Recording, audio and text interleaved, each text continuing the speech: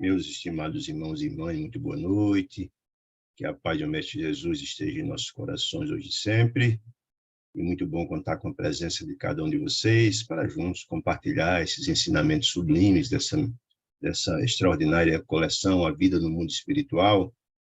Possamos refletir sobre eles. Essa coleção que foi lograda à humanidade pelas mãos venerando de Francisco Cândido Xavier, nosso Chico, através do benfeitor André Luiz. E ela, aliás, estamos estudando a obra número 6 dessa coleção, chamada Libertação. Vamos estudar hoje o capítulo 12º, Lição de Amor. Essa obra, aliás, toda a obra de André Luiz é recheada de informações sublimes visando tocar nossas almas sobre os filhos de Deus. E como tal, precisamos aproveitar bem as oportunidades que Deus nos dá no sentido de seguirmos em frente na nossa jornada. E reencarnar na Terra, a Terra é uma grande escola de almas, e viemos aqui para aprender. Muitas das vezes nos tocamos dessas missões extraordinárias e perdemos tanto tempo. Quando chegamos à cena que tudo é velhice, olhamos para trás e, puxa vida, como perdemos tempo. E essa obra em especial traz informações muito interessantes dos bastidores do mundo espiritual infeliz. Falando da ambiência desses lugares, como funciona, que tipo de criatura está lá e por que está, trazendo o perfil dessas criaturas, etc. Né? E mostra muito também o trabalho incessante dos emissários de Deus, visando disseminar a luz do Pai, assistindo as almas, as criaturas menos felizes, os espíritos encarnados que habitam aqueles ambientes de dor e sofrimento. Né? Esse emissário da luz, que pratica o bem pelo bem, é a expressão pura da caridade, né? Desejo e alegria, com tanta renúncia e amor, servindo o próximo. Não importa se esse próximo ele fez algum mal, ele cometeu alguma injustiça, isso não importa. Somos todos membros da grande família universal, descendemos do mesmo tronco ancestral, e esses emissários da luz, do amor, praticam esse trabalho com muito amor, muita resignação, muita coragem, muita renúncia, porque a felicidade deles é poder servir ao próximo. A grande recompensa é sentir a felicidade transbordar do coração deles para essas criaturas e sentir a alegria de ter sido útil, em nome do Pai. A vivência do Evangelho de Jesus. Eles praiam esses ensinamentos celestiais. Por outro lado, vemos também a conduta dos nossos irmãos menos felizes, habitantes desse sítio de dor e angústia, né?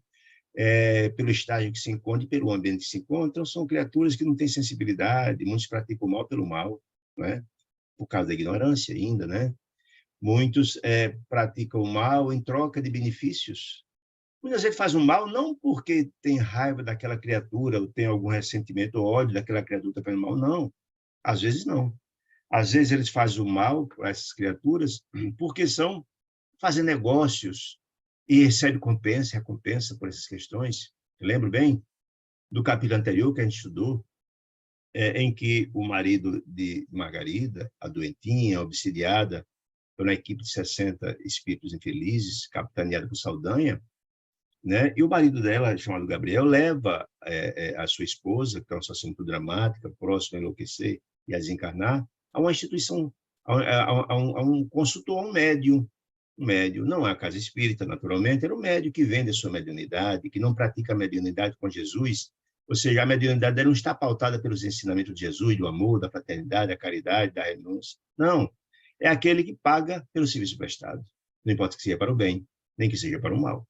E viu-se ali que, como, na verdade, nós temos sintonia com aqueles que somos iguais, os espíritos que o assistem também, como ele, que cobra pelo negócio, pelas consultas que são dadas, as entidades que também trabalham com ele também são assalariados.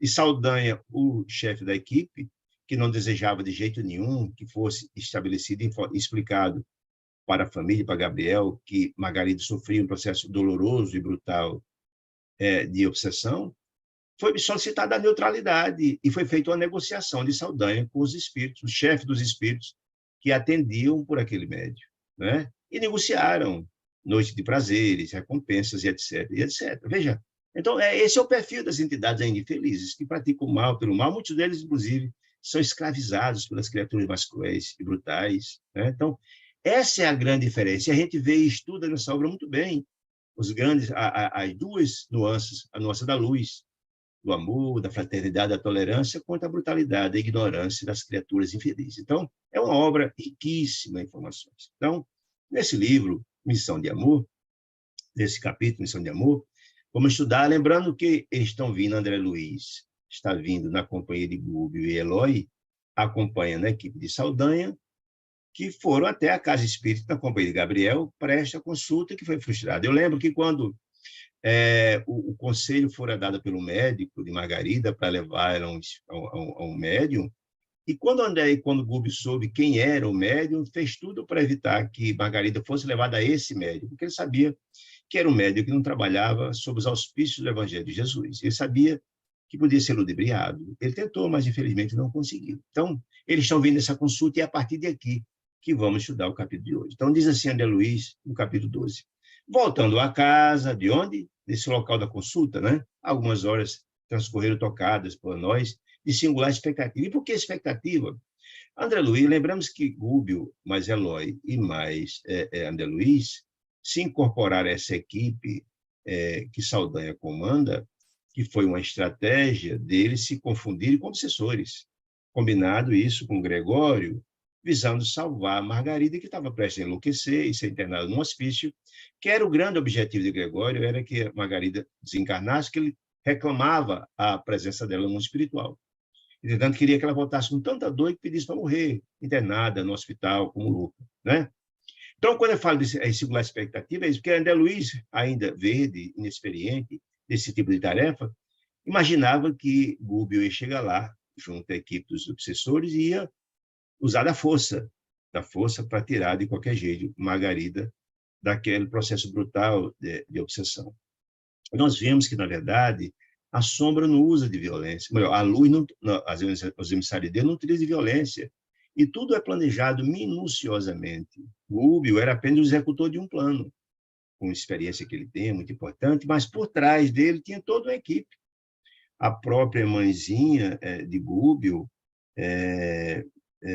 Matilde, Espírito Iluminado, tinha toda uma equipe de trabalho, dando suporte ao trabalho. Então, e a missão de Gúbio não só era resgatar a Margarida, não, era muito maior que isso, resgatar o próprio Gregório. Então, qualquer passo em falso, qualquer utilização de atitudes que não fosse de amor e de fraternidade, poderia colocar em jogo todo esse processo. E o projeto vai muito mais além, seria resgatar também, não só eles, mas aquele grupo de espíritos que eram utilizados pelo próprio Gregório, eram, portanto, vítimas de Gregório, espíritos infelizes. Então, era um projeto muito audacioso e tinha que ter toda uma estratégia. Mas André Luiz, porque ainda se vê inexperiente, achava que Gúbio tinha que utilizar a força, a energia para resgatar de qualquer jeito Margarida, né? Então, ele disse, voltamos a casa naquela expectativa. Que expectativa é essa? O que é que agora vai fazer Gúbio? André Luiz, querendo saber. Entretanto, a Noitinha, Saldanha, volto a dizer, que era o chefe dos 60 obsessores, manifestou o propósito de visitar o filho hospitalizado. Vocês estão lembrados que no capítulo passado, André Luiz, Gúbio, tentando ser simpático, porque o grande objetivo de Gúbio era conquistar o chefe da equipe dos verdugos, o chefe da equipe dos obsessores. Ele era um ponto importante para tentar a colaboração ali na frente em favor de Margarida. Então, ele tentou, de todo jeito, se tornar amigo, buscar a confiança de Saldanha. Então, ele perguntou a Saldanha, me escuta, Saldanha, porque você, quando foi escolhido para essa missão, com tanta garra e determinação, nesse processo obsessivo que tenta vitimar a Margarida de morte, etc. Pelo ódio, ele explicou, pelo ódio. Mas aí o governo me escuta, mas ódio de quem? De Margarida? Não, não é ódio dela. Ódio do pai dela, que é juiz, de uma sentença brutal, injusta, condenou meu filho injustamente a um crime que ele não cometeu, de homicídio, de roubo. E essa condenação desgraçou toda a minha família. Ele foi condenado injustamente. Eu tentei de tudo, disse ele, junto aos policiais, junto às autoridades, ele já desencarnado. Tentei estimular para descobrir a verdade, descobri até o criminoso real, mas não houve interesse. Fui até o juiz em sonho, tentando, a favor do meu filho, e nada. Quando essa sentença foi tão brutal, que o pobre, já Saldanha era desencarnado, deixou a família só de paupérrimo, pobre, miserável, e a família era cuidada economicamente, era o filho que cuidava, o filho de nome Jorge. Então, quando Jorge foi aprisionado, já tinha uma esposa e uma criancinha, uma menina, ficaram na miséria, na fome, na desgraça. A esposa, em desespero da situação, se suicidou. Olha que drama, que trauma dessa sentença injusta. E depois a própria esposa de Saldanha, Iracema, diante desse desespero, não tem quem cuidar, esta miséria total, também morreu altamente revoltada, com sentimento de vingança, etc, etc, etc. Então, quando, na verdade, Saldanha diz isso para André Luiz, diz isso para Gubbio, Gubbio tem a compreensão, acredito até que Gubbio já sabia disso, mas com o objetivo de se aproximar de Saldanha, né? Sabia dessa história toda. Então, quando eles voltaram dessa consulta, então Saldanha disse, olha, eu vou visitar meu filho que está como louco, internado no hospício, louco. Foi condenado e enlouqueceu depois, tal, tal. Então, André Luiz, com espanto, reparei que Gubbio pediu para acompanhar Saldanha. André Luiz ficou espantado com essa atitude. E então Saldanha ficou também surpreso, mas concordou e apenas quis saber por quê. Escuta, vê se está se voluntariando para ir comigo. Então, disse Gubbio, já que conquistado de alguma sorte a confiança, quem sabe poderemos ser úteis. Úteis à sua família, que está numa situação tão dramática e difícil. Olha, então, se a vida inteira Saldanha tentou de todo jeito usar de todas as energias e forças para salvar, para ajudar a esposa desencarnada, a nora desencarnada se suicidou, e ao filho, e não conseguiu êxito nenhum, poxa, então eles, quem sabe, né, concordou e tal, e assim foram. Acompanhou e tal, e foram. Não houve relutância e foram. Então, Saldanha, antes de ir, deixou Leôncio para substituir ele na coordenação dos espíritos que obsidiavam Margarida, enquanto ele se ausentava, né? E quem era Leôncio? Leôncio era daqueles dois hipnotizadores que ficavam o tempo todo, 24 horas, aplicando energias deletérias sobre o tórax e o busto de Margarida. Isso é uma situação muito difícil. E ele substituiu Saldanha enquanto Saldanha foi. Ele foi tomando conta. Então, André Luiz começa a narrar a chegada deles no hospício onde se encontrava Jorge. E ficou impressionado com o que viu, né? Disse, olha, as vítimas eram muito de demência, de loucos, uma situação dramática. E é importante a gente entender isso, nós vamos ver isso aqui também daqui para frente, e André Luiz já falou no passado, olha, boa parte das doenças, notadamente as loucuras, são fruto de processos obsessivos graves. Diz André Luiz em outras obras, no dia que a medicina entender que as doenças do corpo nada mais são do que a reverberação da doença da alma, a ciência dará um salto extraordinário. Se fizesse um trabalho, por exemplo, nos hospícios, verificaria que boa parte dos casos lá de loucura são obsessões graves. Então, André Luiz diz aqui, ó, disse ele, entre as variadas vítimas da demência internada naquele hospício, relegados a reajuste cruel, sim, que era uma situação, um processo grave de obsessões, e mesmo ou situação de loucura, que resgates, né? Ninguém tem um problema desse por acaso, né? A posição de Jorge era de lastimar, a situação era de lamentar, era muito difícil o quadro de Jorge, para dizer. Encontrou ele deitado no chão gelado, de bruços, né? No cimento gelado da cela, disse ele. Mostrava as mãos feridas, coladas ao rosto, em desespero, imóvel, colado, uma situação realmente dramática.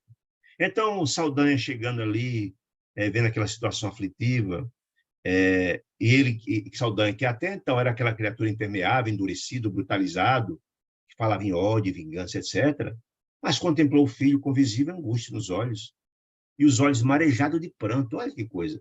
Veja como todos nós temos sentimentos, lembrando que somos filhos de Deus, e somos filhos de Deus, de Jesus. Nós temos a centelha de Deus em nossos corações. Somos Deus em potencial. Portanto, nós temos o sentimento do amor, está lá, latente, não desenvolvido às vezes, mas nós temos em nossos corações. Então, aquele homem brutalizado, que falava em vingança e comandava a equipe de 60 criaturas para matar aquela pobre senhora, quando viu o filho em sofrimento imenso, caiu em prantos e choro.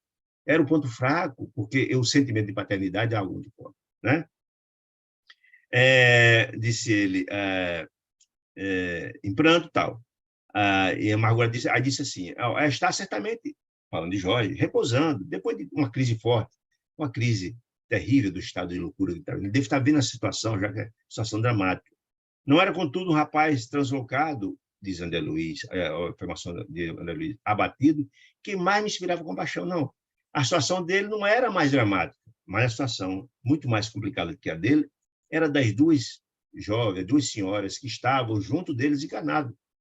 Jorge preso, louco, mas tinha a esposa de Jorge, chamada Irene, que se suicidara, estava junto dele num processo de vampirização, e a mãe desencarnou numa situação dramática, né? Estavam ligados ao ciclo vital dele, né? Que ela era próprio a mãezinha e a esposa desencarnadas.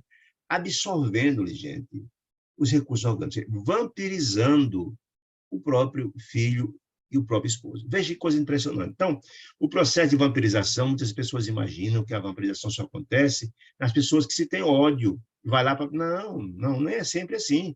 Há casos, mas em alguns casos como esse aqui, não é por sintonia. Essas criaturas encarnadas numa situação tão dramática e condoída e ligada à dor do filho e esposo, que foram se grudar a eles. E estavam lá sugando as energias do povo coitado, que já estava numa situação difícil, preso injustamente, debilitado profundamente, e mais sendo sugado as energias pela mãe e pela esposa. Não por maldade, mas pela circunstância, por sintonia. Né? Jaziam elas igualmente estiradas no chão, letárgicas, quase como se houvesse atravessado, violento, excesso de dor. Veja que quadro dantesco. Não analisa, olha, dos três, a situação de Jorge era dramática, mas das duas desencarnadas que estavam ligadas ao perispírito, sugando ele, era muito mais grave. Situação de muito mais dor, de muito mais angústia, mais desesperadora. Irene, a suicida, a esposa, trazia destra a mão direita jungida na garganta, apresentando um quadro perfeito de quem vivia sob a dolorosa inflamação, aflição de envenenamento. Quer dizer, ela suicidou tomando veneno. E isso, o quadro é muito conhecido, porque o quadro de quem toma veneno, o veneno sai corroendo toda a parte do esôfago, a garganta e tal, e fica. Essas lesões do corpo passam para o perispírito. Ela estava desencarnada, mas o perispírito estava lesionado. Né? Ao passo que a genitora, a mãe, enlaçando o enfermo, o filho, os olhos parados nele, exigindo ambas sinais iniludíveis de atormentada introversão. Introversão, assim, eram pessoas introvertidas, estavam olhando só para dentro. Esses quadros são muito difíceis, porque no estado de desespero em que se desencarna, às vezes você não consegue desligar, sequer ter compreensão que estão desencarnados. O quadro de dor é tão grande da ignorância, pela falta também de espiritualidade, pela falta de informações ou de formação espiritual, de religiosidade, de compreensão do sublime, pessoas ainda envoltas na ignorância, sentimento de vingança e ódio, que não conseguem desvincular, não sabe se quer que desencarnou. E vem com a mente voltada para aqueles sentimentos que tinha quando desencarnou. E muitos passam muito tempo, às vezes anos, sem saber se quer que desencarnou. Era o caso delas. Né? Diz então André Luiz, que fluidos semelhantes a massas viscosa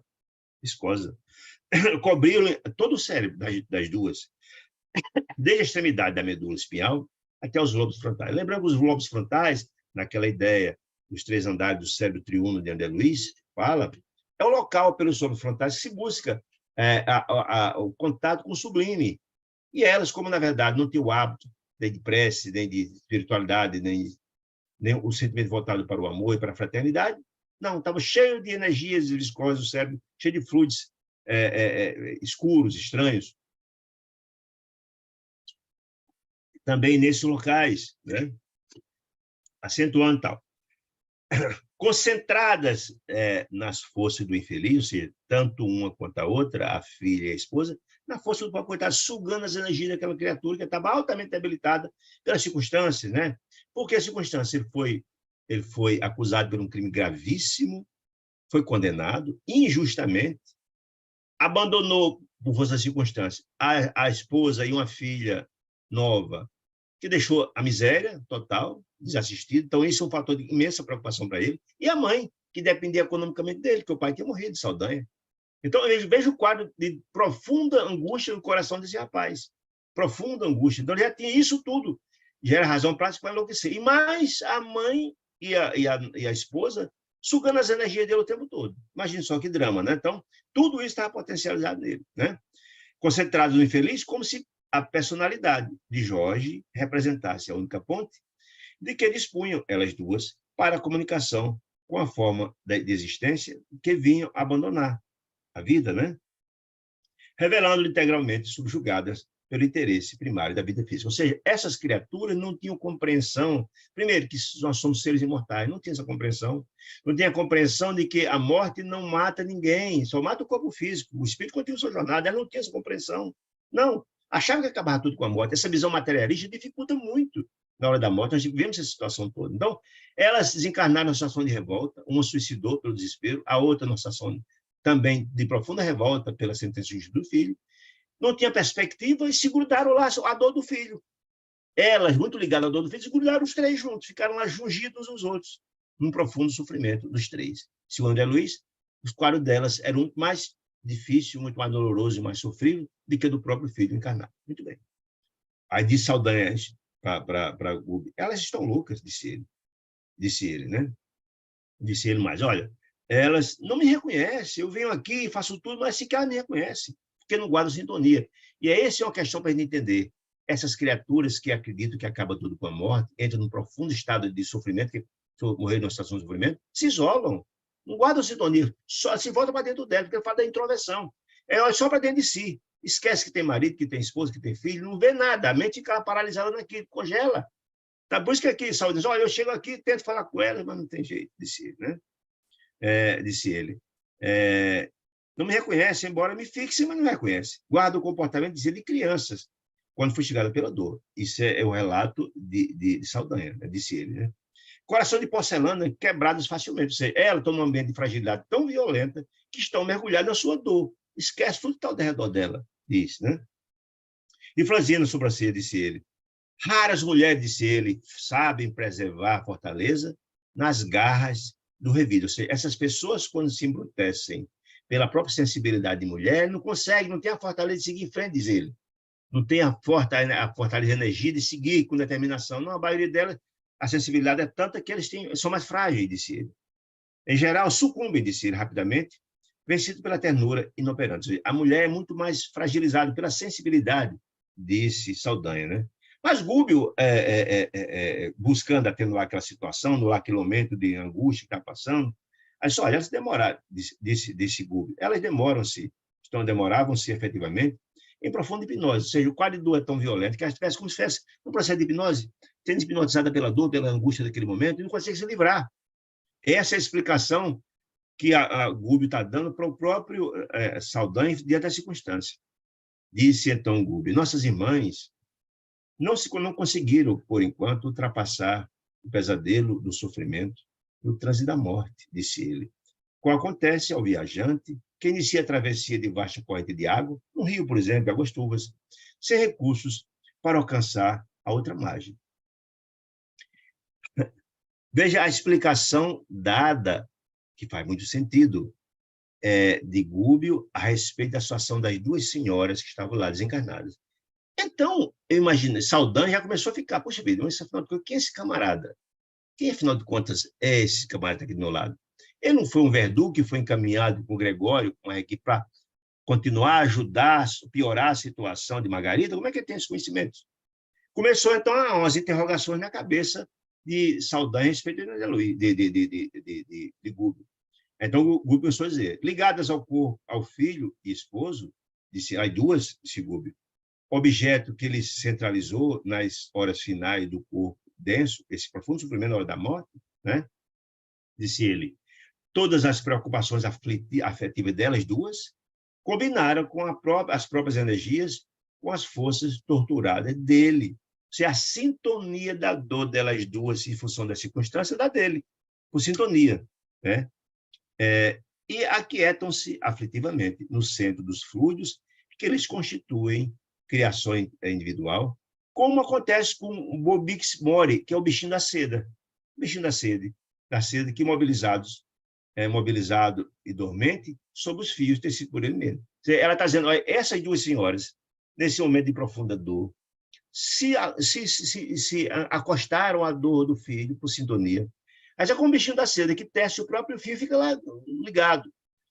Aí, de repente, o próprio Saldanha começou a questionar, puxa vida, estou diante que, afinal de contas, de quem? Então, disse ele, diz aqui André Luiz, que Saldanha registrou todas as informações, pois esse camarada tem muita informação para ser obsessor comum, não é uma coisa muito comum isso. Registrou a observação, demonstrando disfarçada surpresa. Ou seja, há uma surpresa de positividade dele, Saldanha. Como é que esse camarada tem essa informação que eu não tenho? Com essas explicações muito lógicas, né? Surpresa no olhar, e acentuou mais calmo. Por mais que eu me procure insinuar, disse Saldanha, gritando-lhes o seu nome nos ouvidos das duas, não consegue entender-me. Em verdade, movem-se, disse ela, e se lastimam através de longas frases desconexas. Mas a memória e a atenção parecem mortas, porque estão só fixadas na memória e na dor de Jorge. Isso que está explicando, né? Se insiste, disse ele, carregando, tirando, afastando ela de Jorge, a custo ansioso para infundir-lhes vida nova, com que me possa auxiliar na vingança, olha só, o objetivo de tirar elas era para fortalecê-las, mas de voltar para ajudar ele na vingança de quem? Do juiz, da família de Margarida, né? Aí disse, olha, esse esforço todo é em vão, porque elas regressam imediatamente para Jorge. Logo que esse põe livre, voltam. É como se fosse uma agulha que o ímã suga, né? A distância. Então, volte de novo, Gúbio a explicar. Sim, é verdade, Cid. Mostra-se temporariamente esmagada de pavor, desânimo e sofrimento. Esmagada por quê? Pela angústia, pelo medo, o medo do desconhecido, coisas que não conhecem. As pessoas não têm compreensão da desencarnação e que o espírito não morre, diante de uma dor profunda, o medo é imenso. O desânimo, diante da falta de perspectiva, achou que acabou, um dele é só aquele, né? E o sofrimento intenso, um que suicidou, outro que morreu numa situação dramática, de dor e de angústia, né? Então, elas são ligadas pelos sofrimentos extremos três, por sintonia. É isso que diz, então, Gúbio, explicando. Pela ausência de trabalho mental contínuo e bem coordenado, porque, entenda, quando você desencarna, a vida continua.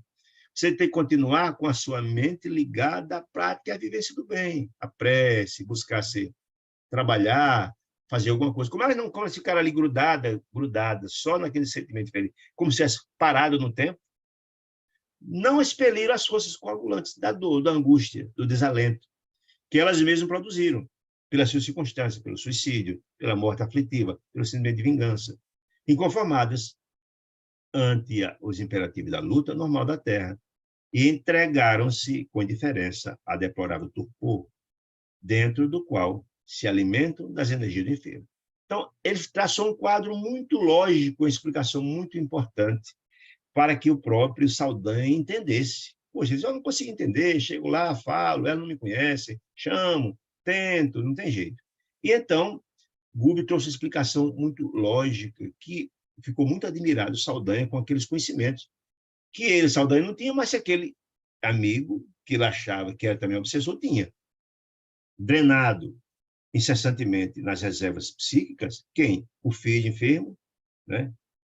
Doente, enlouqueceu, hipnotizado por ambos, pelas duas, esposa e mãe, vive entre alucinações e desesperos, naturalmente incompreensíveis para a corda do rodeio. O que é que ele quer dizer com isso, gente? Eles, já vimos isso, o pobre do Jorge, numa situação de desespero que ele se encontra, ele consegue, com a mãe e filha vampirizando, ela já viu isso, ele consegue captar toda a angústia que está no coração delas, além da angústia dele, que é imensa, pela injustiça da condenação, por ter abandonado a esposa e o filho, pelas coisas ter suicidado, pela mãe ter morrido, ele sabe toda essa história. Essa angústia, e ele, como elas estão jungidas no próprio perispírito dele, ele capta toda essa angústia delas. Além da angústia que está no coração dele, capta também a angústia de Irene e também de Iracema. Olha que drama, né? Mas, olha, essa angústia, esse processo todo, quem está fora não consegue compreender. E aí vem uma explicação muito interessante. Os médicos não conseguem alcançar que ele está vivendo um processo grave de obsessão, um processo grave de vampirização. O médico materialista não consegue captar isso. É aquilo que André Luiz fala. No dia que a medicina tiver capacidade de assimilar de que as doenças do corpo são a reverberação da doença da alma, a ciência dará um salto quântico fantástico. Os médicos não entendem que ele está passando um processo desse. E aí o que acontece? Mete choque, remédios violentos, só agrava o quadro, não resolve nunca. Né? Com sincera disposição de servir, Gúbio, olha aí, a gente se entender isso, olha, toda a estratégia das criaturas da luz, como são distintas. Gúbio vem preparando gradativamente o quadro para conseguir a confiança de Saldanha, se voluntariou para ir até o local, o hospício onde estava o filho. Olha a atitude que ele vai tomar para consolidar essa confiança de Saldanha. Muito bem. Acomodou. Assim, olha, com sincera expulsão de servir, Gúbio sentou-se no piso cinzeiro, no chão, que estava estirado os três, né? E, num gesto de extrema bondade, acomodou no regaço, ou seja, no colo amigo, no colo paternal, as cabeças das três criaturas. De quem? De Jorge, de Iracema e de Irene. Os três no colo dele. Olha que coisa interessante. Aí que deu um nó na cabeça de Saldanha. Poxa, que camarada é esse, afinal de contas? As três cabeças das três personagens daquela cena comovente de dor, e endereçando o olhar a Saldanha, que era o algoz da própria Margarida, que era a pessoa que Hugo queria salvar, ficou espantado com aquela atitude. Puxa, quem é esse camarada, afinal de contas? Indagou. Saldanha, permite fazer algo em benefício dos nossos? Olha a observação dos nossos. Ou seja, com a visão completamente diferente. Quem, na verdade, tem um coração empreendido no mal, jamais vai chamar os outros de irmãos, dos nossos, dando a ideia de que todos somos irmãos, somos filhos de Deus, do mesmo pai, etc, etc. E aí a fisionomia dele, Saldanha, motivou-se, ficou muito impressionado com aquele gesto de bondade profunda, de botar, de sentar no chão, naquele ambiente infecto, imundo, tal, naquele quadro dantesco de dor. Eu posso fazer alguma coisa por eles? Com muito amor. Aquele gesto espontâneo de Gúbio desarmava o coração. De quem? De Saldanha. Embrutecido, grosseiro, né? Você entendeu ele. Emocionou aquela atitude, emocionou profundamente Saldanha, que viu o sofrimento dos três, que há muito tempo tentava fazer qualquer coisa em favor dos três e ela não conseguia, né? A julgar pelo sorriso dele, que inundou o semblante, até então desagradável e sombrio. André Luiz dizendo assim, até então aquele camarada era duro, impermeável, mas dentro daquela atitude ficou sorridente, com a perspectiva de ser minimizada a dor, o sofrimento daquelas três almas queridas para o coração dele, né? Ou seja, ele encontrou o socorro que ele sempre tentou e nunca conseguiu. Desde que o filho foi processado, que ele tenta ajuda, ele não conseguiu, e ali estava conseguindo, de forma inesperada para ele, né? Aí ele disse, como não? Disse Saldanha, claro que pode, sem dúvida nenhuma. Aí disse Saldanha, é que eu procuro realizar inutilmente há tanto tempo, não consigo, agora estou conseguindo, que coisa boa. Impressionado com a lição que recebíamos, André Luiz, eu e Eloy impressionados com a lição que recebíamos, porque até então André Luiz não entendia como porque que Gúbio não agia daquele jeito com Margarida, não entendendo que fizesse que ele poderia. Como é que, de repente, ele está ali na qualidade de verdugo e tomar uma atitude dessa diante do verdugo? Não? Então, é uma lição. Aí, André começou a entender qual era a estratégia estabelecida pela equipe, na qual Gúbio era só o executor, mas que tinha toda a equipe por trás, né? Contemplei a paisagem ao redor, disse André Luiz. Que redor? O local daquele ambiente infecto, daquele ambiente de dor e angústia, daquele hospício, né? Cotejando-a, aquela situação de profunda imundícia e sujeira, com a câmara em que Margarida experimentava aflição, ou seja, com uma casa bonita, arrumada, lá da casa dela, né? Os impedimentos aqui eram muito mais difíceis de vencer. Como assim? Porque lá na casa de Margarida, ela estava, sem dúvida nenhuma, tem um processo passivo grave com 60 entidades, é fato. Mas ali a situação era muito pior. Eles estavam no hospício, no quadro dantesco de dor, por tudo quanto era canto, tinha gente louco por tudo quanto era canto, né? E ali eram três jungidos no processo de dor. Não era só Margarida. Aqui era o pobre do Jorge, Irene e Iracema, os três juntos. Então era muito mais difícil de vencer a situação, muito mais dramática, disse ele, fazendo uma comparação. O cubículo transbordava imundício, o ambiente era infecto, imundo, mal cheiroso, sujo. As celas contíguas, que o hospício, em vez de ser leitos, eram as celas, né? Que antigamente os loucos eram considerados como animais, né? Contíguas, as celas contíguas, entidades de repugnante aspecto se arrastavam a esmo. O que significa entidade, gente? Espíritos. Ou seja, boa parte daqueles doentes que estavam ali, loucos, eram processos de obsessão grave. Então, ele fala que uma infinidade de entidades repugnantes se arrastavam, ou seja, espíritos profundamente atrasados e dantescos que estavam lá naquele ambiente de dor, onde os loucos encarnados se encontravam, e Jorge também, né? Mostrava algumas características animalescas, de pasmar as entidades que estavam lá, mostrando claramente que era um processo de obsessão grave de entidades profundamente infelizes, né? A atmosfera, disse André Luiz, para nós se fizera sufocante. E por quê?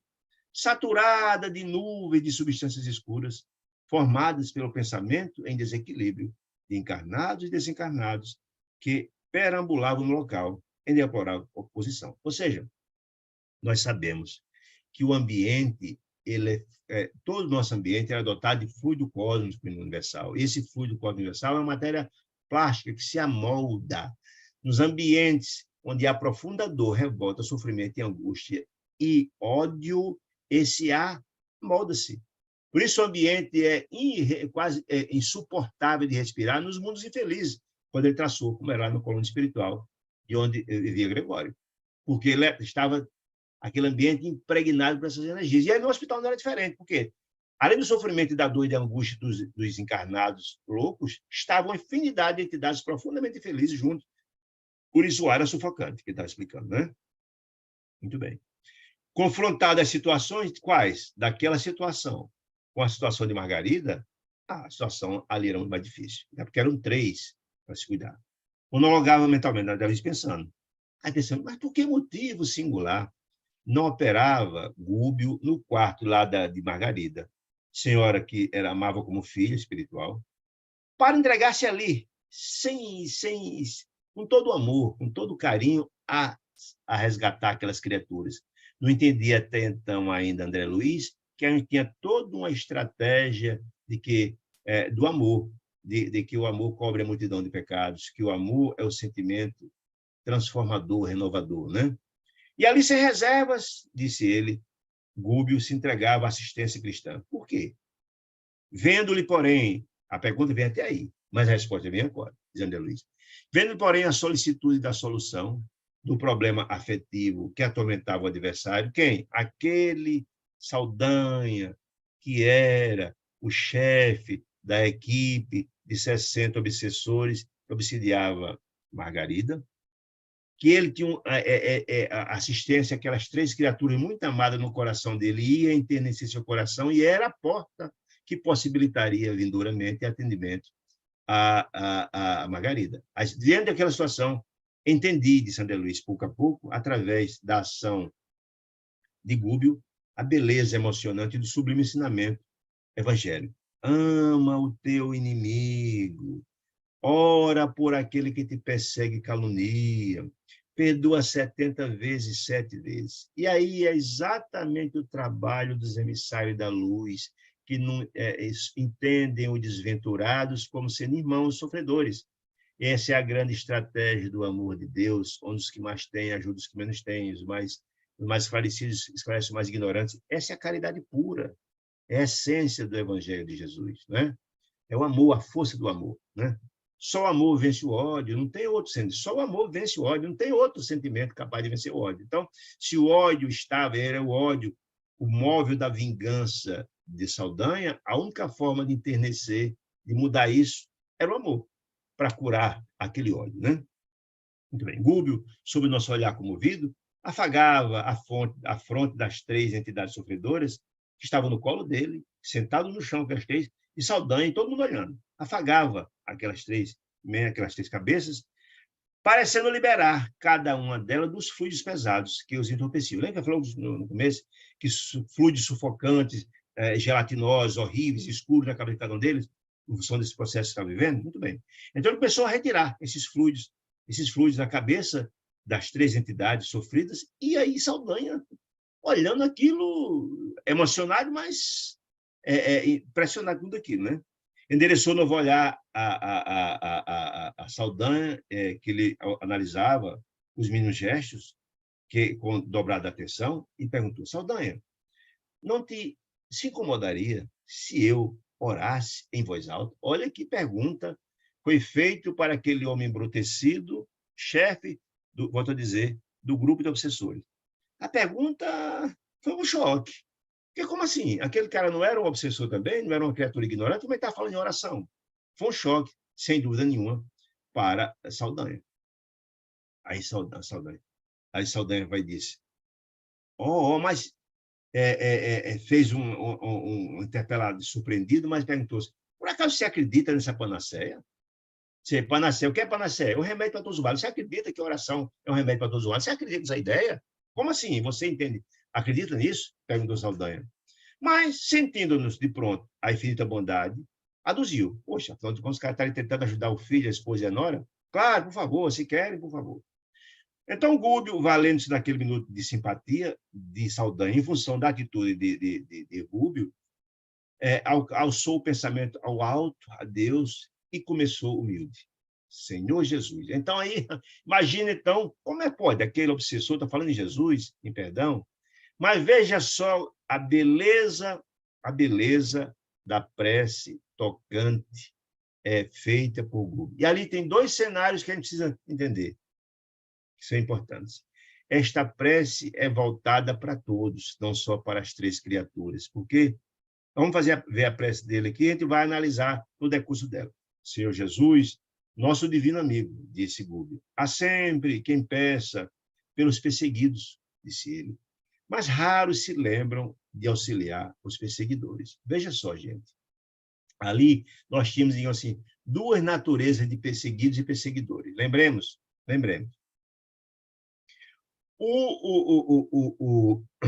O próprio Saldanha era perseguidor. De quem?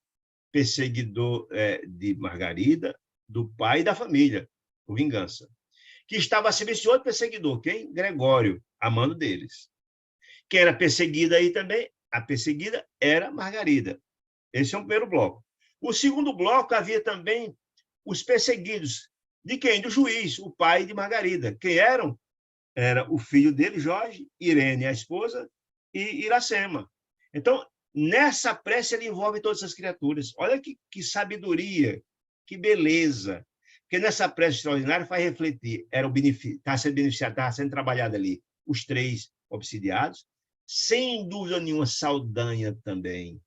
Tudo estava sendo posto. O que ele diz? Nós só lembramos de fazer orações pelos perseguidos, esquecemos de lembrar dos perseguidores. Toca o coração de Saldanha nesse momento, sem dúvida nenhuma. Né? Mas, ao mesmo tempo, também toca o coração dele, porque os entes queridos também são perseguidos pelo juiz, que também é perseguidor.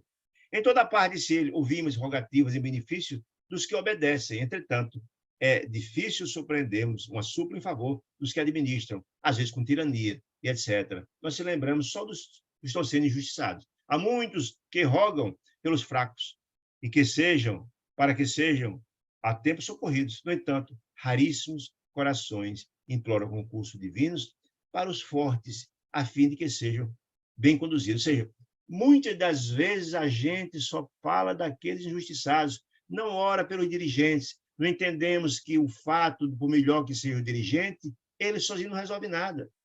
A construção do mundo melhor é fruto de todos nós. Nós devemos orar, sim, pelos governantes, não importa se são bons ou são maus, porque, afinal de contas, tendencia o coração deles, visando a melhoria. Se ele comete injustiça, ora, ele tem um poder imenso de cometer injustiça, então devemos tocar o coração dele com as preces, devemos fazer as preces. Então, veja a beleza e o objeto desta oração feita por Gúbio. Né? Volto a dizer, feito por alguém que Saldanha achava que era alguém também animalizado como ele. Né? Muito bem. Tá. Sim, diz ele. A música dos fracos pelos fortes. Muito bem. Senhor, disse ele, Jesus, Senhor, tua justiça não falha, Senhor. Ou seja, a justiça de Deus é uma justiça indelegável. Né? A lei deles são indelegáveis, a justiça é sublime, a justiça em todo o planeta imundo. Né? A justiça de Deus não se muda, não se derroga. Conhece, Senhor, aquele que fere e aquele que é ferido, disse ele. Também não há alusão a essa situação de todos que estão ali presentes. Não julgas, falando de Jesus, não julgas, Senhor, já estava lá no começo de falar de Jesus, Senhor Jesus. Não julgas, Senhor, pelo padrão de nossos desejos caprichosos, porque o teu amor é perfeito e infinito. O tempo todo remete para Jesus, modelo, caminho, verdade e vida, e modelo a ser seguido, né? De toda a humanidade. Nunca, Senhor Jesus, te inclinastes tão somente para os cegos, doentes e desalentados da sorte, porque amparas na hora justa os que causam a cegueira, a enfermidade e o desânimo. Ou seja, também o amor de Deus busca os algozes, não só os que sofreram mal, mas os que praticaram o mal, que, em princípio, são os mais ignorantes. É interessante a gente entender isso por uma questão muito singela. André Luiz diz que, normalmente, nós temos uma tendência a ter pena só dos que estão sendo injustiçados. Como, por exemplo, se a gente lê uma obra e fala do obsessor, nós já temos uma raiva do obsessor, porque está cometendo mal ao obsidiado. Só que eles, olha, normalmente os obsessores são mais que sofrem, são os mais ignorantes, porque o obsidiado é aquele que, não obstante sofrer a ingerência, a obsessão do obsessor, mas tem uma família, não se prende só aquilo. Há uma família, há pessoas que ele ama, que compartilham. O obsessor não. É 24 horas pensando só em fazer o mal, só o mal, 24 horas. Esquece que tem outro mundo. É um sofredor imenso. E diz mais ele, não há vítima que não foi algoz. As vítimas de hoje já fizeram mal. Muitas das vezes, o obsessor de hoje foi a vítima de ontem. A gente observa isso. Então, essa observação dele é muito interessante, né? Mostrando que Jesus busca todos, né? E não só os que sofrem, mas também os que cometem o mal. Tal. Se salva de si ele, em verdade, as vítimas do mal, busca igualmente os pecadores, os infiéis e os injustos, ou seja, os algozes, porque todos são filhos de Deus, todos absolutamente iguais, e Deus ama todos igual, e busca assistir e resgatar todos os seus filhos, não importa, desde o alto do mais iluminado aos que estão mergulhados no charco dos pântanos de dor dos mundos infelizes. Né? Não desdenhou, Jesus nunca desdenhou da arrogância dos doutores da lei nos tempos, não. E conversaste amorosamente com eles no templo de Jerusalém. Então, Jesus nunca bateu de frente, não foi brigar com nenhum deles, não. Compreendia que também eram criaturas, que, não obstante os seus cargos, etc., etc., eram pessoas, filhos de Deus também, sofríveis, né? Não condenaste, Jesus não condenou os afortunados que tinham recursos, pelo fato de ter recursos, não. E sim, abençoava-lhes as obras úteis. Aí eu lembro muito daquela passagem de Zaqueu, quando Jesus vai a Jerusalém. Zaqueu, que era o chefe dos coletores de impostos. Lembra de Zaqueu? Quando Jesus chega a Jerusalém, e Zaqueu era pequenininho, sobe no pé de sicômoro para ver Jesus, porque estava com o coração preparado para receber as bênçãos, o plantio da Boa Nova. Fica lá, era um homem odiado, porque os coletores de impostos já eram odiados, que cobrava muita vida além. E ele, o coletor de impostos, então, quando Jesus passa entendendo, compreendendo que Zaqueu efetivamente estava com o coração preparado, Zaqueu, hoje você vai me alojar em sua casa. Zaqueu ficou tão feliz, que convida Jesus para entrar, manda fazer comida, etc., etc., e disse num arrobo de sentimento de generosidade, mestre, tudo que eu tenho, e ele era muito rico, dividirei a metade com os pobres. E se eu cometer algum mal a alguém, eu indenizarei em quádruplo. Jesus, então, disse, hoje a salvação entrou nessa casa. Então, pensa aqui, Jesus não condenava quem tinha recurso, mas abençoava aquele que dava utilidade aos recursos. Nós somos meros usufrutuários. Lembrei dessa passagem aqui de Zaqueu. Isso tudo vai estar na prece. Ele vai na prece e a coisa caminhando para se vir aquela situação toda. Disse ele, na prece ainda, Jesus, na casa de Simão, o fariseu orgulhoso, não desprezaste a mulher transviada, ajudando-a com fraternas mãos. Quem era essa mulher transviada, gente? E quem era assim Simão?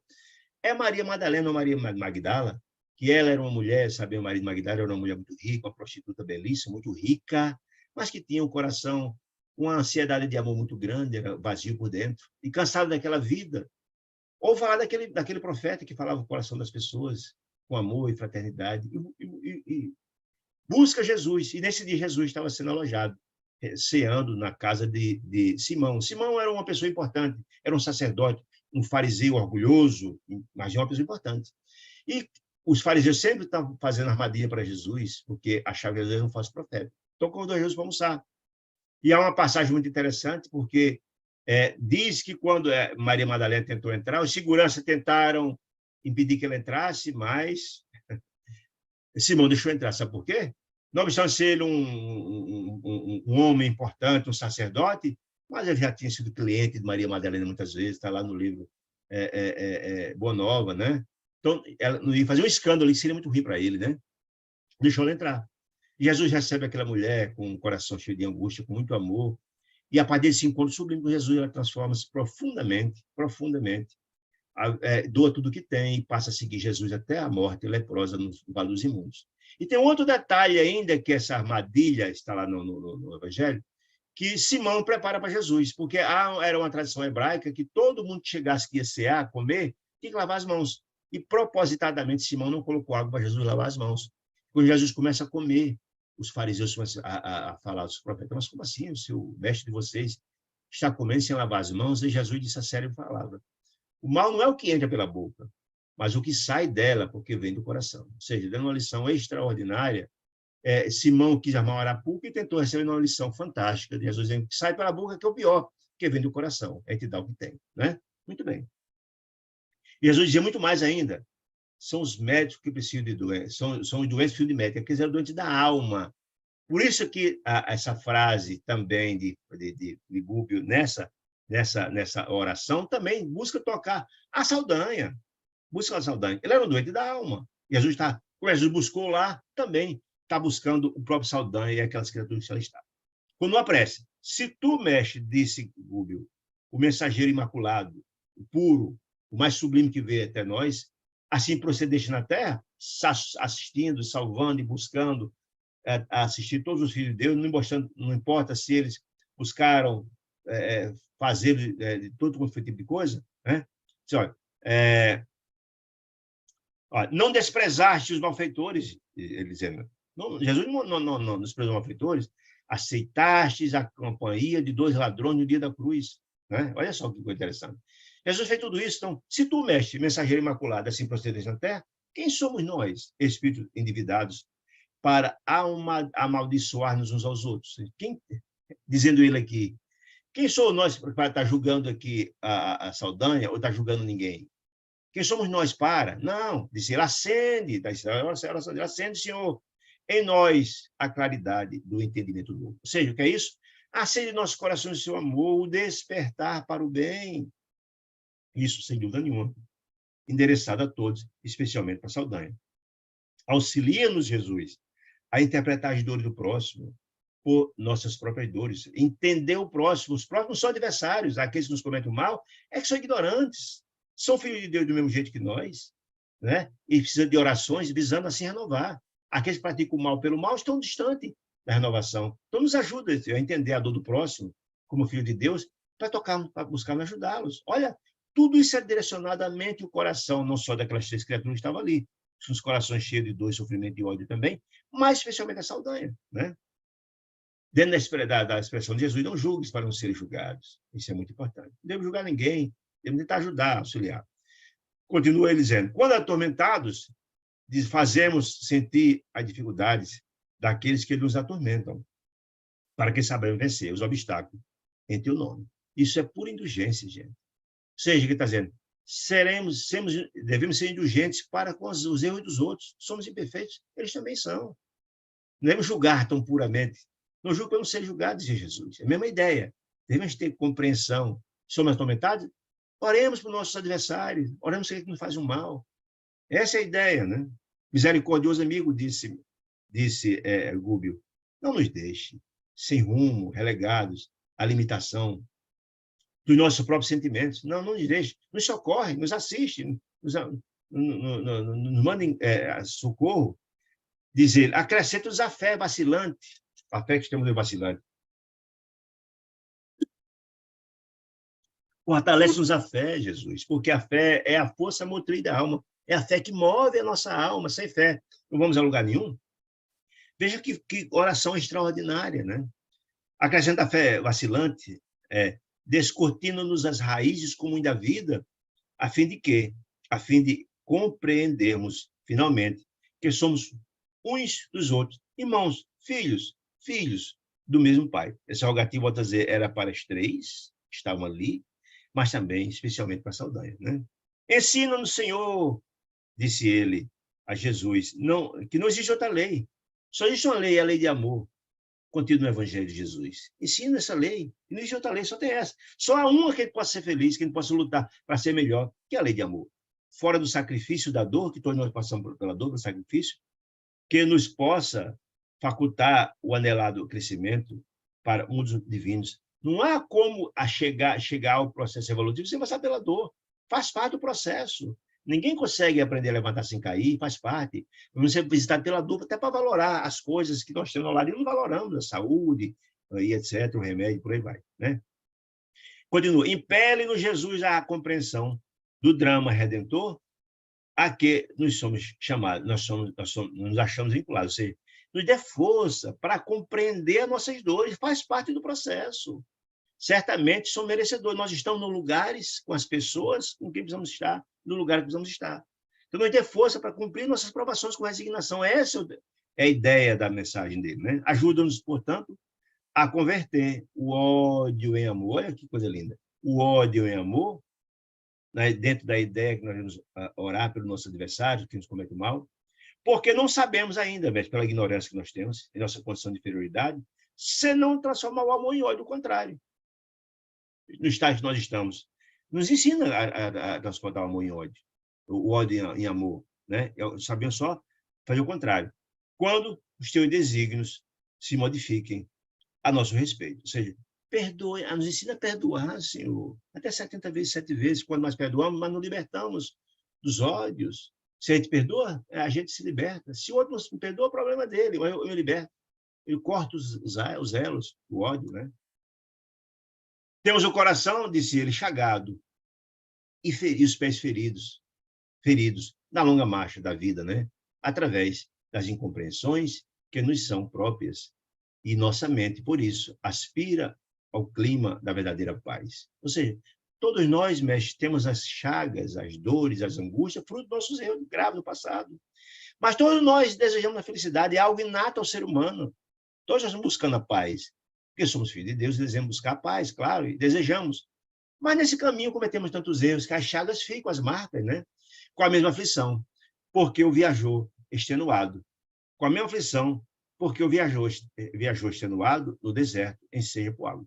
Aquele camarada que está no deserto, morrendo de sede, anseia por água. Nós também ansiamos pela felicidade. Certo?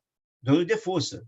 Disse, Senhor Jesus, infunda-nos o dom de nos ampararmos mutuamente, ou seja, como irmãos. Somos filhos da mesma família universal, devemos amparar, buscar, assistir ao próximo. Somos parte da mesma família, não dá essa compreensão. Isso tudo, volto a dizer, direcionado aos três, mas também ao próprio Saldanha, né? Beneficiaste Jesus, olha que bacana, beneficiaste Jesus, os que não creram em ti, na época, que perseguiram, né? Que não deram fé que eras o mensageiro de Deus. Protegeste os que não te compreenderam. Ressurgiste, Senhor, para os discípulos que fugiram diante da cruz, diante de que foi preso. Os discípulos se mandaram, só João, o evangelista, ficou com Jesus, os restos todos fugiram. Mas Jesus ressurgiu depois. Jesus ressuscita, materializado, passa 40 dias, 40, com os apóstolos, tomando café, almoço e jantando, preparando eles para a divulgação da minha nova. Então, Jesus, ressurgiste diante dos apóstolos que fugiram, legaste o tesouro do conhecimento divino aos que tu crucificaram. O conhecimento divino é esse? Trouxeste como enviado de Deus o cabedal de conhecimento mais sublime, que é o seu evangelho de amor e redenção, capaz de educar e transformar o coração dos filhos de Deus que estão na terra. Era a missão mais sublime, segundo diz Emmanuel no livro A Caminho da Luz, né? E esqueceram. Crucificaram Jesus e esqueceram desse ensinamento. Então, é o poder do bem. Jesus foi a materialização desse poder do bem, como o espírito mais sublime que veio. Por isso, ele é modelo e guia da humanidade. Modelo que todas as perfeições estão incutidas nele. E guia porque ele é o grande diretor dessa escola chamada Terra, né? Muito bem. Por que razão nós, disse Google, por que razão nós, outros, criaturas falíveis, míseros vermes do lodo, ante uma estrela celeste, quando comparados contigo, ou seja, o ser mais sublime, mais puro que veio, se tu procedeste assim, por que nós, os seres ainda vermes, recearíamos estender mãos dadivosas mãos aos que nos estendem ainda, que não nos entendem ainda? Por que não faríamos também do mesmo jeito? Porque temos em ti o exemplo. Né? Por que nós não faríamos essa atitude? Se tu viesse trazer todo o bem e foi crucificado na cruz, e mesmo assim fez tudo, por que nós não podemos fazer também desse jeito? Né? O instrutor imprimia tocante reflexão do uso prerrogativo e disse, André Luiz, eu tinha os olhos marejados de água, de lágrimas. Mas Saldanha também, depois daquela prece que tocou profundamente o coração dele, aterrado com aquela cena de alguém que estava socorrendo os entes amados dele, que ele imaginava que era um verdugo como ele, uma surpresa extraordinária. Para todos nós, se escondeu no ângulo escuro da cela para não ser visto chorando. Né? Foi tocado profundamente. Gúbio, nesse momento dessa prece extraordinária, nós vimos em vários compêndios das obras de André Luiz, quando a prece é feita com tanto sentimento e beleza, a resposta dos céus vem. A resposta vem em jogo de luz, etc, etc. Gúbio transformou-se gradualmente. As vibrações vigorosas daquela súplica aos céus, daquela súplica ao alto, que arrancara ao próprio coração, expulsaram as partículas obscuras de que havia tocado, quando penetraram na colônia penal, em reconhecermos Gregório. Ou seja, quando eles tiveram que modificar o seu perispírito para chegar lá naquela colônia e ser observados, para ter a mesma faixa vibratória, ficaram o perispírito embrutecido, nós vimos lá atrás disso, Mas, naquele momento daquela súplica, todas essas partículas obscuras se desprenderam. Ele revelou-se completamente quem ele era, esse ser iluminado que efetivamente era. Ou seja, ele, de repente, se revela ali, na frente de Saldanha, na hora da assistência àquelas criaturas, porque só alguém muito sublime poderia prestar uma assistência que ele estava prestando. Né? Muito bem. Colônia, então. A sublimada luz brilhava-lhe agora no semblante, que o pranto de amor e compunção irisava, com intraduzível beleza. Ele, então, saiu aquelas partículas escuras, e, de repente, ele se revela com a profunda luz. Parecia ocultar, disse de Luiz Gúbio, desconhecido lampadar, uma lâmpada dentro de si, no peito e na fronte, luz que tudo era canto, que desprendia raios luminosos, de intenso azul, era a cor que emanava do seu espírito, ao mesmo tempo que famoso fio de claridade incompreensível ligava ao alto, ou seja, a resposta do alto, jorrando sobre ele essa quantidade de energia sublime, como resposta da prece sublime feita com tanto sentimento. Perante o nosso aturdido olhar. Todo. Imagine o olhar que era de Saldanha, de arregalar os olhos. Fim do intervalo, fez incidir toda a luminosidade que o envolvia como resposta à prece sobre as três criaturas. Quem? Irene, Jorge e também Iracema. Estavam no colo dele. Né? As três criaturas que asilavam no regaço. Exortou. É para elas, Senhor. Imagina a emoção de Saldanha. É para eles, Senhor. Para os que repousam aqui, em densas sombras, que te suplicamos a bênção. Imagina, o coração deve ter soltado o peito de Saldanha. Meus filhos angustiados de profunda dor, e, afinal de contas, chega um ser iluminado que vai socorrer em nome de Deus. Que lição fantástica, né? Desata-os, Senhor, disse. Desata-os que estão os três juntos, algemados os três pela dor. Desata-os, mestre da caridade e da compaixão. Liberta-os, Senhor, para que se equilibrem e se reconheçam. Porque lembra que Saldanha disse que vinha lá e tentava falar no ouvido dela, ela não conhecia de jeito nenhum. Naquele mundo deles, autômatos, muito bem.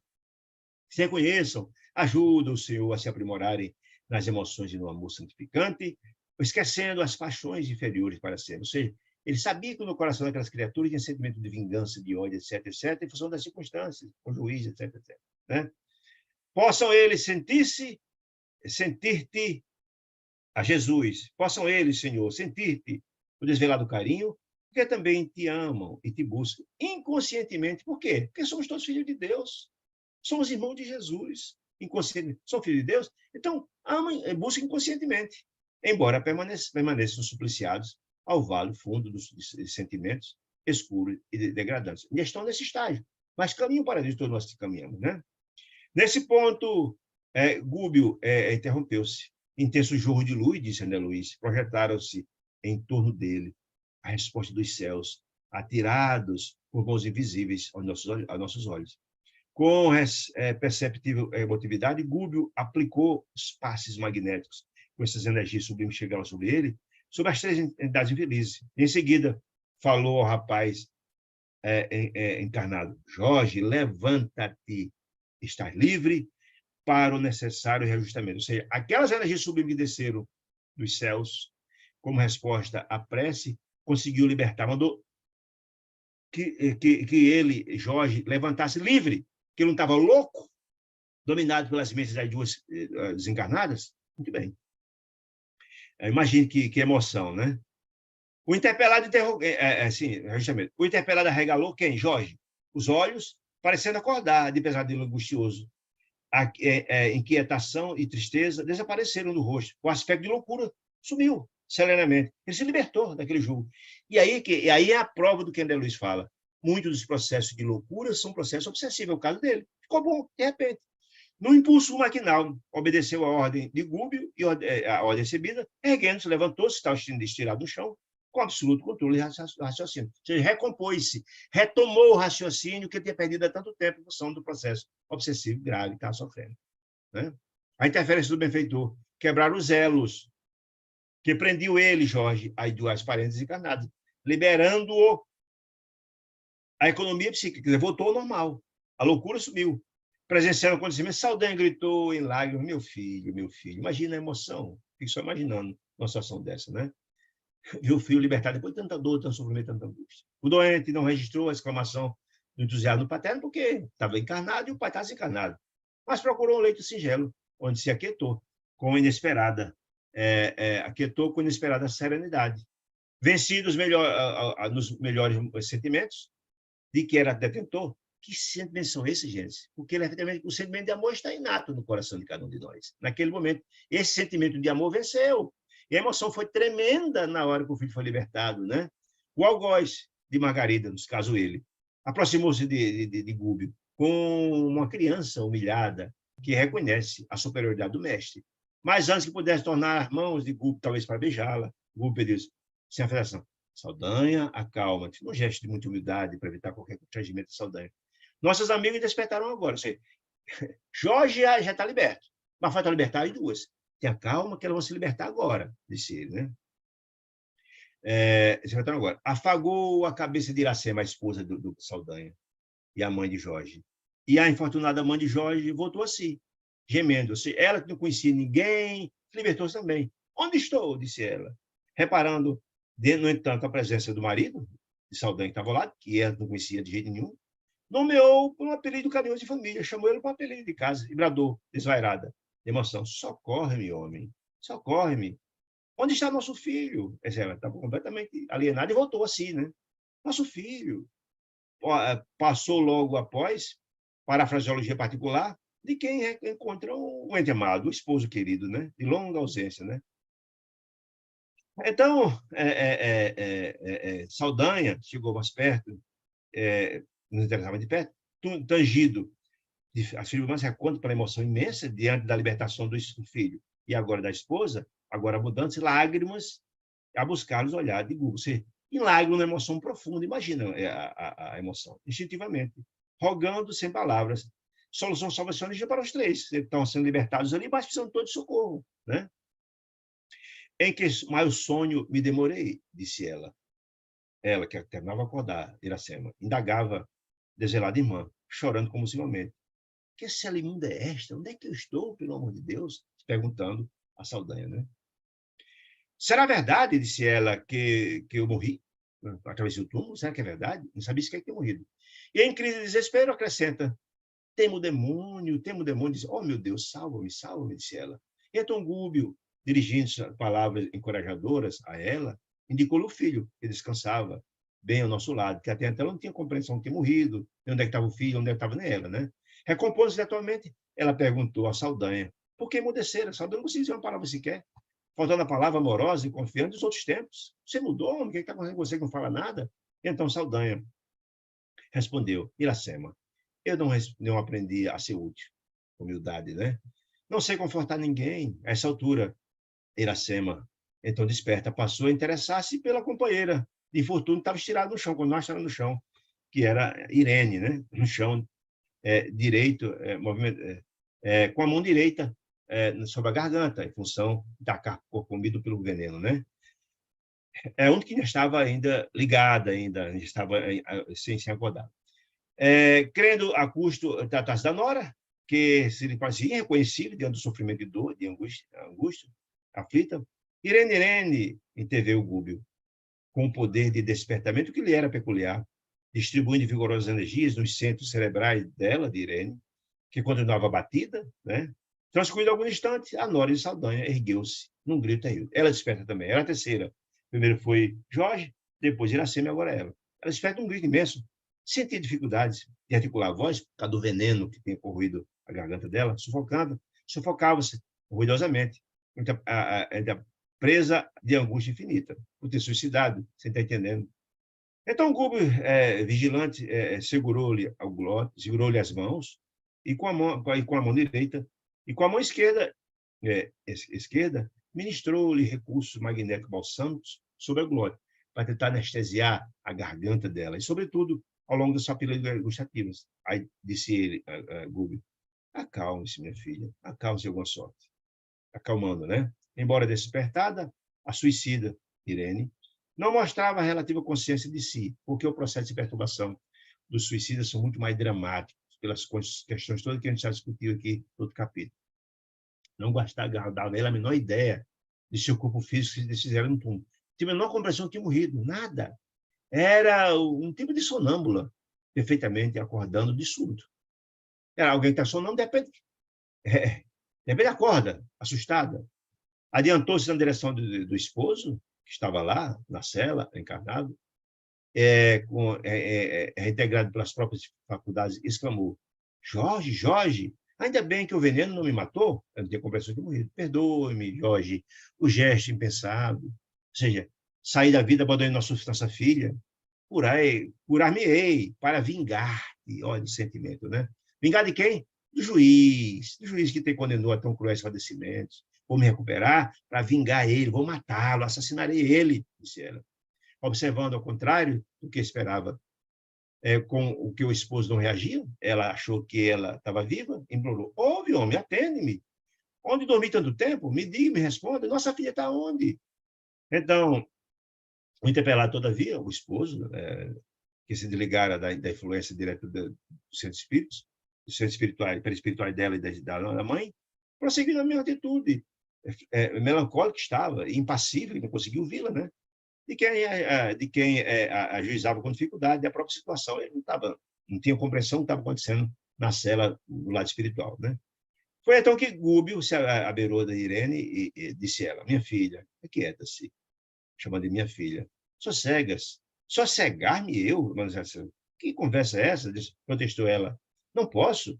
Quero tornar para minha casa, quero voltar para casa.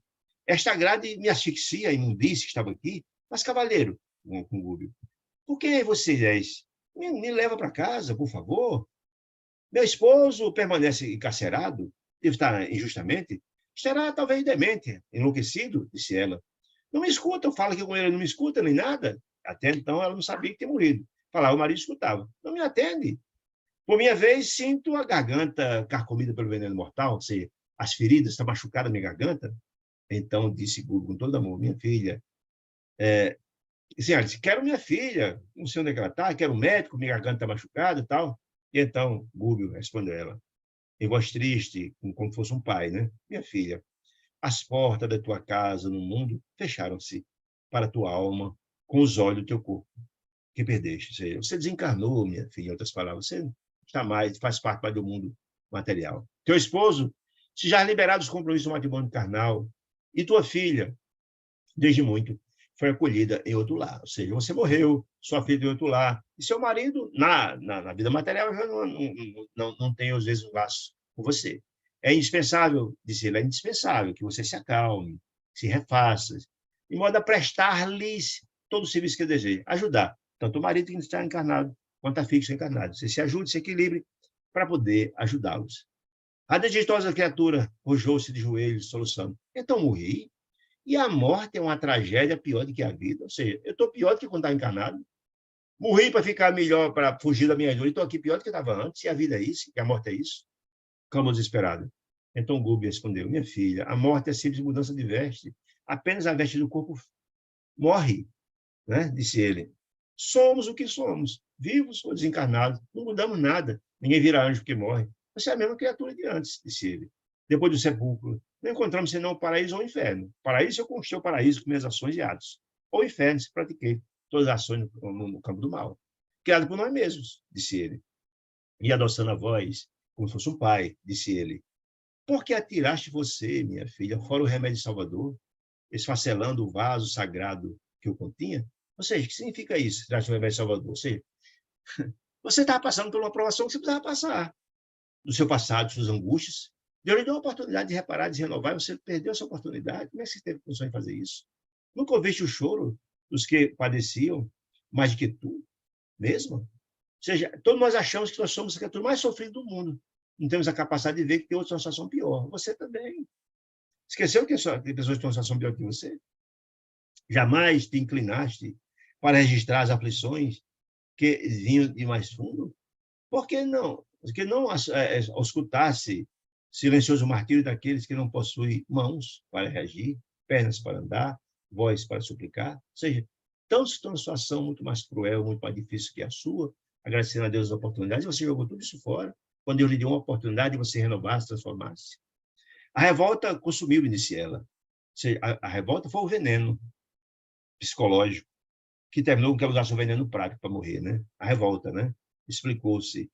Sim, disse o Rubio, um momento de rebeldia põe um destino em perigo, como diminuto erro de cálculo ameaça a estabilidade do edifício. Ou seja, o erro de cálculo pode trazer que um edifício caia. Também uma situação como essa, um momento de rebeldia desse pode colocar todo o futuro em perigo. Tinha todo um projeto de restauração, de renovação, de oportunidade, e se jogou fora, assumindo compromissos mais graves com o suicídio. O que quer dizer isso?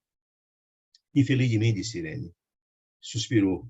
Ela, Irene, aceitando uma realidade. Entendeu, afinal de contas, que tinha morrido. Onde Deus estava, disse ela. Que não me socorreu ao tempo? Perguntou ela. Então o Gubi disse bondosamente, procure saber antes onde te encontravas a ponto de te esquecer tão profundamente de Deus. Onde é que você estava? Que nível de desespero você ignorou todas as dádivas que estavam ao seu redor? Disse ele. Né?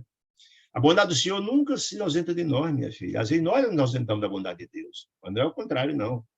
Se transparecia da bendita oportunidade terrena que te conduzia à vitória espiritual, se você tivesse cumprido, com resignação, ter cumprido uma etapa, reside também agora nas lágrimas de contrição, de sofrimento, que tem em caminho a regeneração salutar. A dor está te visitando em função das circunstâncias, mas aproveite, sofra com bondade, renove-se, transforme, faça sua reforma íntima, que virá, você colherá os frutos vindouramente, né, disse ele. Admito que possas, disse Gubbio, em breve alcançar semelhante bênção. Entretanto, cavaste enorme precipício entre a tua consciência e a harmonia divina. Ou seja, um grande precipício foi cavado. É preciso uma ponte para atravessar. E essa ponte você vai ter que construir. Como? Renovando, se transformando, praticando bem, etc, etc, etc, etc. Né? Que precisará transpor essa ponte, efetuando a própria recomposição. Ou seja, só você pode se renovar. Deus ajuda, mas tem que passar a nossa parte. Renove-se, transforme-se, pratique o bem, disse ele. Por algum tempo experimentarás as consequências, disse ele, do ato impensado, da lesão do perispírito que o veneno trouxe. As consequências, disse ele. Você vai colher, vai colher o fruto imaturo. Escolher um fruto imaturo é praticar violência. Ou seja, se você antes que a fruta amadurece, você colhe, aquela fruta vai ficar perdida, é a mesma coisa? É a mesma coisa. Você tentou avançar antes do fruto germinar, ou mesmo antes de amadurecer. Por isso, está colhendo essa dor, essa angústia toda. Né? Intoxicar-se a matéria delicada sobre a qual se estruturam os tecidos da alma. Que tecido você está falando, gente? Que matéria delicada é essa? O perispírito. Intoxicou. O perispírito fica impregnado com essas dores do suicídio. O próprio perispírito fica lesionado com veneno. Tudo está impregnado. O nosso perispírito tem tudo nos escaninhos do perispírito, tudo que nós fizemos de lá até aqui. Num ato como esse, fica lá indelével. Então você, disse ele, você lesionou isso, né? E poucas circunstâncias te atenuam a gravidade da falta. Você, claro que a sua angústia, sua dor, a situação se encontrava, é um atenuante, mas muito pouco. Você cometeu algo muito mais grave que agravou a situação, disse ele. Não percas, disse Gubbio, porém, a esperança. Você é filho de Deus. Faça por onde, reconquiste, transforme-se. E dirige os passos na direção do bem, disse ele. Se o horizonte, às vezes, disse Gubbio, se faz longínquo, nunca se torna inatingível. Sei. Agora, em função desse fosso criado, ficou mais longínquo, o seu objetivo ficou mais distante, porque você criou essa situação, já construir a ponte e passar. Está mais longínquo, mas não é inatingível, não. Todos nós seremos felizes, somos filhos de Deus, disse ele. E encorajando-a paternalmente, acentuou, vencerás, Irene, vencerás. Ela, no entanto, entre o desapontamento e a rebelião, é o estágio que ela se encontra, de espírito ainda rebelde, né? Não parecia interessar-se nos elevados conselhos ouvidos por dados por Gubbio. Ignorava, quando estava ignorando isso, como ignorou antes, né? Desviando a atenção da verdade que a faria fundo, ela desviando a verdade, a situação, a circunstância, identificou a presença de Saldanha. Até então não tinha visto o espírito de Saldanha, passando a gritar assustadamente. Ué, Gubbio interferiu, acalmando, tenha calma, tenha paciência. A companheira de Jorge, Irene, todavia, dominado de temor infantil, do espírito de Saldanha, como se ela não fosse espírito também, vendo ali do lado, regressou à intemperância mental, desequilibrou-se, pousou no sogro os olhos atormentados e inquiriu. Tu és uma sombra ou é um fantasma? Olha essa pergunta. Que procura aqui? O que você está fazendo aqui?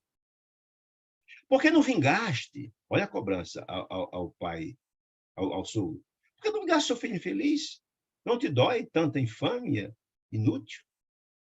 Se todos os argumentos de Gubbio não foram recepcionados por ela. até então, não compreendeu nada, não conseguiu assimilar os conceitos sublimes da renovação, da transformação. Estava falando de vingança, estava cobrando o pai do marido, por que ele não tinha vingado, no vingado filho? Olha que coisa, não absorveu nada do que foi falado. Né? Não disporás, por acaso, de armas, perguntando ela a Saldanha, com que possas ferir o juiz, desalmado que nos conspurcou as vidas, o que causou um desastre tão grande na nossa família? Disse ele. Cessa então com a morte, quando ela cobrando, passando na cara de Saldanha. Cessa então com a morte do devotamento de pai, como se o papel do pai fosse vingar filho. Oh, meu Deus, não entende nada, né? Não entende, não compreende o papel sublime da maternidade e da paternidade. Descansarás, porventura, em algum céu? Perguntou ela. Algum céu? Olha só que coisa, né? Como se alguém estivesse no céu, fosse alma pura, fosse capaz de vingar alguém que cometeu mal. Ora, mostra o desequilíbrio profundo dela. Se alguém habitasse em algum céu, o espírito sublime, jamais cometeria mal a alguém. É desconhecimento do Evangelho de Jesus. Contemplando Jorge, como é que você está contemplando Jorge? Não fez nada, não vingou? Está algum céu lá, só olhando a situação de camarote? Assim, reduzida a frangalhos? Ou ignora você a realidade cruel? Que razões, se ela, como ela, passando em roxo, que razões te compelem, te impedem a mudez das estátuas? Porque você não fala nada. Por que não buscaste sem repouso a justiça de Deus? Como assim? Justiça de Deus, gente? A justiça de Deus jamais será violência. Mostra o desconhecimento dela, né? Justiça de Deus? Como assim? Que não se encontra na terra e está nos céus, por acaso? As perguntas semelhavam-se a golpe de ferro em brasa no coração de Saldanha. E por quê? Porque Saldanha efetivamente tinha esses sentimentos. Mas agora, diante do exemplo extraordinário do benfeitor Gúbio, salvando, assistindo, tirando os seus entes queridos por amor, em nome de Deus, o coração dele não podia reduzir. Ele não podia ter os mesmos conceitos agora. Então, ele, Saldanha, recebia essas ofensas, esses golpes, por revegastada do íntimo, se sentiu para valer, né? Porquanto extrema indignação lhe empalideceu o semblante. Meu Deus, como é que pode? Hesitava quanto à atitude de assumir. O que, é que eu digo a ela? Digo que vou vingar, que não vou? Mas reconheci diante do condutor amoroso e sábio, o caso de Gúbio, que salvara os parentes. Procurou o olhar de Gúbio em busca de socorro, rogando cooperação. Em silêncio, Gúbio entendeu tudo. E tomou a palavra. Irene, disse Gúbio, disse ele. A certeza da vida vitoriosa, minha filha. Depois da vida ninguém morre, acima da morte. A vida vitoriosa continua, disse ele. Não tem fundo de respeito ao coração. Você está terminando de ver aqui o que acarretou a sua falta de cuidado e de amor a Deus, atacando a vida, o que é que deu? Você não continua com a mesma ideia, continua com o mesmo pensamento. Supõe que você já sabe agora que não morre, ninguém morre, e a vida continua. E que alguém cometa o mal só vai colher o que está plantando. Supõe que estejamos subordinados a um poder que nos desconhece, ou seja, Deus conhece a todos, e todas as ações que ferem a lei de Deus terão consequências, né? Perante a verdade nova que te surpreende a alma, você agora sabe que a morte não acaba com o espírito, a vida continua.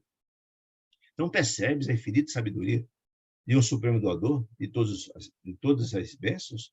Não entende que tudo que plantamos colhemos, do bem ou do mal? É isso que eu estava falando. Você não pode, você sabe que não tem como cobrar isso de Saldanha? Não tem sentido pensar assim, né? Onde se encontra a felicidade? Na vingança? Perguntou ele. A vingança, a felicidade é quem? Disse ele. O sangue e as lágrimas dos inimigos apenas aprofundam as chagas que nos abriram os corações. Ou seja, aquela velha máxima de Jesus, quando estava no Horto das Oliveiras, quando estava no Monte das Oliveiras, quando ele é entregue ao exército romano pelo beijo no rosto de Judas. E então, na hora que os soldados avançam para prender Jesus, Pedro toma a espada de Malco e decepa a orelha dele. Está nos evangelhos isso. Jesus disse a série frase, chamando a atenção de Pedro. Com quem com ferro fere, com ferro será ferido. Reclamando e recriminando a atitude de Pedro, disse esse. Na hora diz o evangelho, Jesus recoloca a orelha de Malco no local onde estava. Mas a frase é a mesma aqui. Não adianta, com o sangue dos adversários, com a dor e a angústia, só vai piorar a situação. E é essa frase, que com ferro fere, será ferido, que diz com a mesma ideia.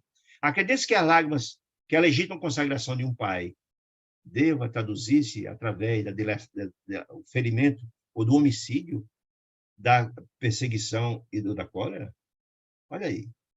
Essa mensagem era para o coração de Saldanha, porque Saldanha estava cumprindo uma missão de ódio, de vingança. Você acha que o papel de um pai é esse? Vingar? Trazer mais dores para a sua angústia? Trazer mais chaga para o seu coração? Olha aí, essa mensagem que ele está dizendo para Irene era, sem dúvida nenhuma, também para ela, mas especialmente para Saldanha. Sem dúvida. Saldanha veio até este cárcere, disse ele. Olha a defesa. Saldanha veio até esse cárcere por amor. Amor ao filho, que estava sofrendo. E eu creio que as mais nobres conquistas dele, de amor, lhe retornam. O que significa retornam? Ou seja, aqueles conquistas que ele tinha até então de amor, a família, etc., não obstante a sua brutalidade, etc., etc., etc., de vingança, mas retorna agora diante dessa situação, de ver o filho acolhido, etc., e livre da angústia que está vivendo. Retornam à superfície da personalidade, ou seja, ele retomou o caminho com essa atitude que ele retomou, disse ele, triunfante e renascente, disse ele.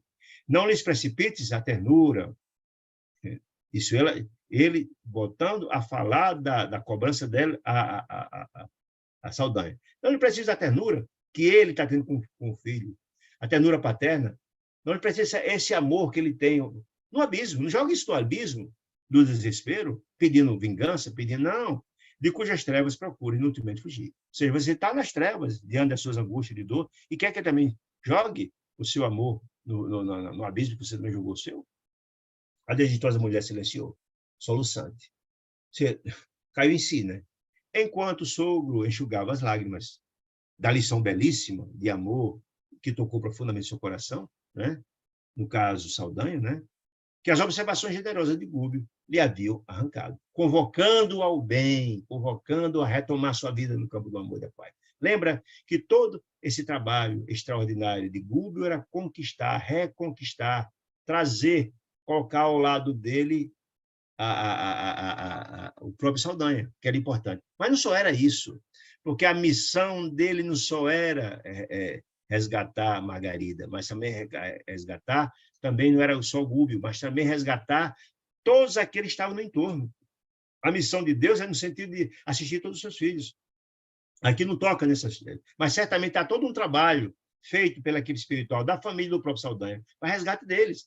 Porque no mundo espiritual, gente, a gente não tem essa compreensão, mas é tudo intercalado. Um benfeitor como Bezerra de Menezes tem inúmeras equipes que trabalham, que se reúnem, que traçam projeto na prática do bem. E esses resgates não são feitos da cabeça de Gúbio, não. Há todo um planejamento por trás. Então, esse problema de resgate, vou dizer, esse trabalho de resgate que está no livro aqui, era, sem dúvida nenhuma, a Margarida, é, sem dúvida nenhuma, a Gregório, mas toda essa teia de criaturas que estavam ao redor deles. Chegou o momento. Né? Foi então que Iracema, a esposa dele, se declarou exausta e suplicou a dádiva do leito. Pediu, estava cansada, está exausta. O nosso orientador convidou Saldanha a pronunciar-se. Se Jorge melhorou, disse ele, se libertou, ambas as senhoras desencarnadas exigem socorro urgente. Se resgatado, não pode deixar aqui, esse ambiente infecto, cheio de entidades infelizes, não. É preciso ser encaminhada para o trabalho de socorro, de refazimento. Né? Não seria lícito abandoná-las àquele clima de desintegração daquele ambiente imundo e cheio de sofrimento, das melhores energias morais? Aquele ambiente era infecto. Aí, perfeitamente, desse Saldanha, sim, claro, modificado já, claro, sem dúvida nenhuma. Reconheço os acelerados, os doentes que estão aqui, se reúnem, e que agora que Iracema e Irene retornaram à consciência de que eles própria, preocupa-me a gravidade do assunto. Se deixar elas aqui seria horrível. Não, não pode. Então, disse ele. Então, Gúbio, saberando, falou ele explicando que queria abrigá-las numa instituição socorrista, num hospital do mundo espiritual, não distante, mas para levá-las até lá precisava da permissão de Saldanha. Saldanha, então, aceitou, contente, agradeceu perfeitamente, agradeceu muito, né? Sentia-se estimulado ao bem agora, diante de todo esse bem praticado da família dele, através da palavra cordial de Gúbio, e revelava-se disposto a não perder o mínimo ensejo de corresponder à dedicação fraterna. Ou seja, toda a estratégia de Gúbio surtiu efeito. Tocou efetivamente o coração dele, e agora, diante do bem que Gúbio fez, ele estava muito mais propenso a também praticar o bem, etc. Depois de longos minutos ausentávamos do hospício, traduzindo as irmãs enfermas e recolhendo no recolhimento adequado no hospital, onde Gúbio as internou, com todo o prestígio de suas virtudes celestes que ele tinha, ante o visível espanto de Saldanha, a surpresa. Poxa, esse camarada que eu achava que era um amigo, que vinha aqui me ajudar na oficina, é esse espírito sublime, que não sabia como exprimir-se ao reconhecimento e extravasares da alma. Ao retornarmos cabisbaixo e humilhado, uma vergonha da sua pequenez diante daquele, né, disse ele, perguntou timidamente, quais eram as armas, perguntou a Gúbio. As armas justas no serviço de salvação. Estava interessado, né? O que Gúbio falou, ele, olha, meu amigo, em todos os lugares, um grande amor pode socorrer um amor menor, dar força, coragem e tal, sempre, dilatando as fronteiras, impelindo-os ao alto, sempre. Aquele que tem o germe do amor pode ser fortalecido para seguir sua trajetória em qualquer lugar. E em toda parte, a grande fé, que é uma fé vitoriosa, que é a força motriz da alma, vitoriosa e sublime, pode auxiliar a fé pequenina e vacilante, fortalecendo-a, arrebatando-as das circunstâncias da vida, levando-os. É o efeito do bem, é o efeito do amor, né? Saldanha não voltou às palavras, e fizemos a maior parte do caminho. Voltando lá para casa de Margarida, né? Uma volta modificada, voltou modificada, sem dúvida nenhuma. Veja, meus irmãos queridos, quanta informação importante, quanta lição sublime que toca o coração.